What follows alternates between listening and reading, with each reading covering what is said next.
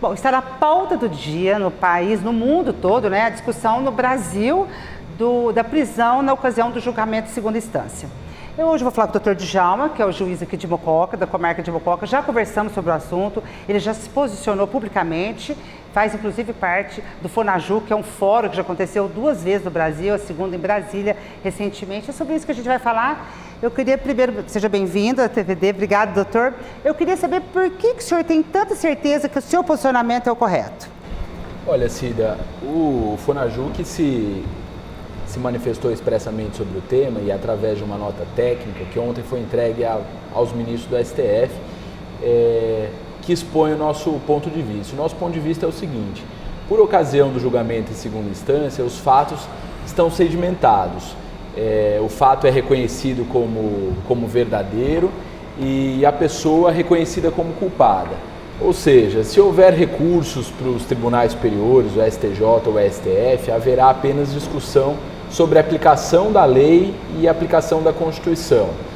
Se a interpretação, enfim, se há interpretação equivocada ou não, mas o fato é que os acontecimentos já são reconhecidos como verdadeiros. Ou seja, a hora que chega na segunda instância, o julgamento de segunda instância, a pessoa já assumiu se é criminoso, se não é, já é sabido se... Já é sabido se o sujeito cometeu ou não o crime.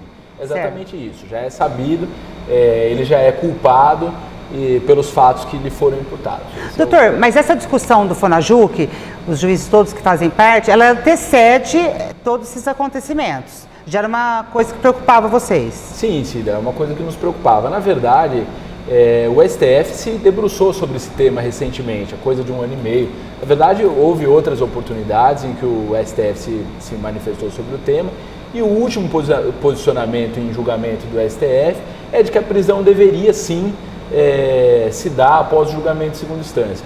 Foi uma decisão do Tribunal de Justiça do Estado de São Paulo, da 4ª Câmara Criminal, que abriu essa discussão no STF. E confirmando o entendimento da 4ª Câmara Criminal, o STF veio a reconhecer que, por ocasião do julgamento de segunda instância, a prisão deveria se dar. A execução da pena poderia acontecer de forma definitiva. O que o senhor acha que vai acontecer nessa quarta-feira? Olha, Cida, eu sou otimista no sentido de acreditar que as prisões em segunda instância vão continuar sendo consideradas corretas. Portanto, que o STF vai manter o entendimento já apresentado há cerca de 1 ano e meio nesse sentido. Na Constituição? A Constituição fala de presunção de inocência. O que se defende, o que a nossa nota técnica defende, o que a 4ª Câmara reconheceu, é que a presunção de inocência, ela termina a partir do julgamento em segunda instância, porque a partir de então o sujeito já é tido como culpado. Caso nessa quarta-feira seja julgado que a segunda instância não vai mais preso, o que pode acontecer?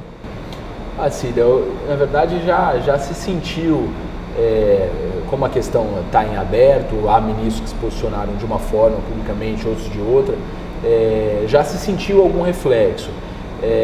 Pessoas condenadas em segunda instância foram soltas, inclusive, eu tenho até notícia de casos graves em que as pessoas foram soltas justamente porque se imagina que essa tese pode sim ser acolhida, a tese de que a prisão não deve mais se dar em segunda instância, né?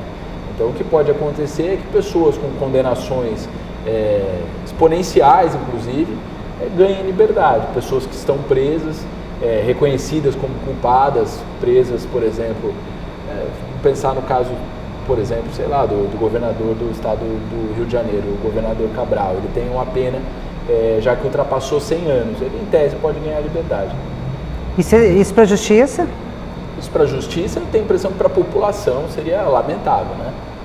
O que se quer, a impressão, o nosso fórum criminal, um dos propósitos deles é exatamente esse. Essa sensação de impunidade, a população desassistida, é algo que precisa deixar de acontecer. Mas o fórum vai continuar, apesar de tudo que está acontecendo? Sim, o fórum é permanente. O fórum de juízes criminais, que já tem aproximadamente 1 ano, reúne cerca de 500 juízes, militares, estaduais, federais. Ele é um fórum permanente de aperfeiçoamento dos juízes, das práticas, justamente para o enfrentamento dessas questões. Doutor, de alguma forma a comunidade pode participar dessas decisões todas ou a gente só pode assistir? Sim, a comunidade deve e pode. Eu vou aqui dizer como no meu ponto de vista. Logo estaremos nas eleições nacionais, né?